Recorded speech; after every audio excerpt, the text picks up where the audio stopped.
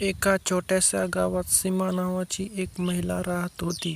तिचं आयुष्य खूप कठीण होतं. नवरा आजारी असल्यामुळे काम करू शकत नव्हता आणि 2 लहान मुलं होती, ज्यांची जबाबदारी पूर्णपणे सीमावर होती. घरात पैसे नव्हते आणि रोजच्या गरजा भागवणंसुद्धा कठीण झालं होतं. सीमा दिवसभर लोकांच्या घरी काम करायची, भांडी धुणं, कपडे धुणं, झाडलोट, पण तरीही मिळणारे पैसे खूप कमी होते. काही दिवस तर असे यायचे की मुलांना पूर्ण पोटभर जेवणही मिळत नव्हतं. गावात एक किराणा दुकान होतं. त्या किराणा दुकानचा मालक रमेश होता. सुरुवातीला तो सीमेला उधार सामान द्यायचा. तू नंतर पैसे दे, असे तो म्हणायचा. त्यामुळे सीमेला थोडा दिलासा मिळायचा. पण जसा वेळ गेला तसं सीमाचं उधार वाढत गेलं.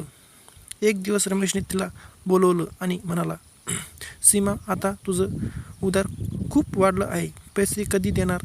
सीमा खूप घाबरली. तिच्याकडे काहीच उत्तर नव्हतं. ती म्हणाली, माझी परिस्थिती तुम्हाला माहिती आहे. थोडा वेळ द्या, मी पैसे देईन.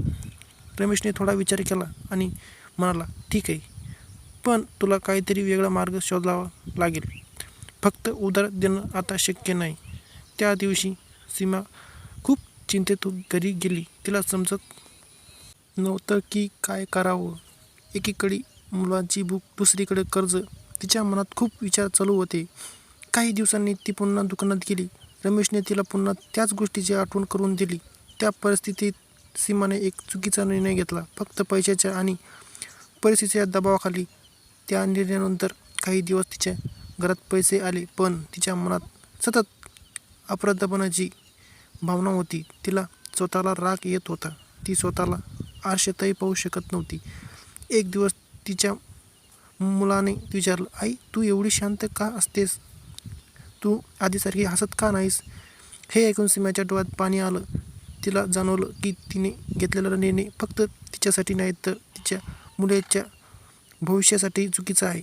त्या रात्री तिने ठरवलं, आता काही झालं तरी मी चुकीच्या मार्गावर स्वीकारणार नाही. दुसऱ्या दिवशी ती शहरात गेली आणि एक छोट्याशा कारखान्यात काम मागितलं. सुरुवातीला खूप मेहनत करावी लागली, पण ती हार मानली नाही. हळूहळू तिची परिस्थिती सुरू लागली.